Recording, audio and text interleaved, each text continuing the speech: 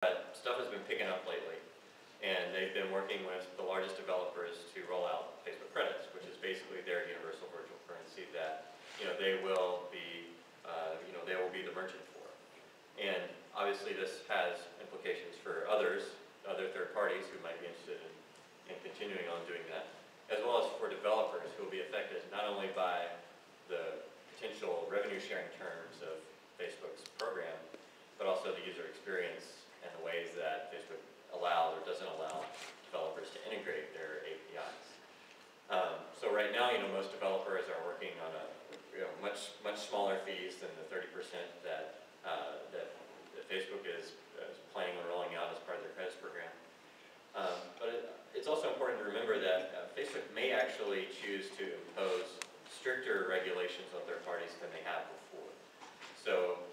a lot of this offer stuff has really just created a big PR headache for Facebook over the past few months. And at some point, if things continue to be problematic, it just kind of stops being worth it to them. So if they have to strike this balance between taking on the right amount of responsibility without taking on too much responsibility and burden on their own shoulders,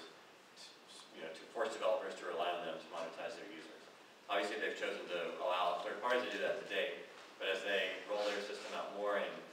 potentially even sign up more payment providers on the back end for credits, like they've done with a couple of folks already, so you can buy credits through mobile and a couple of other ways right now.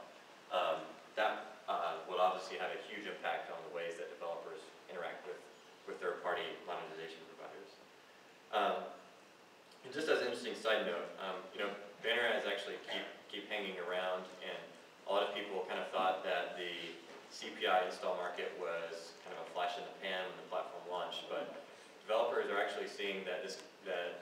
banner ads, particularly for users who are engaged with games, are actually providing interesting supplemental income that you might not have thought would still be around. And really, the question is, who's going to challenge Facebook right now? Who is going to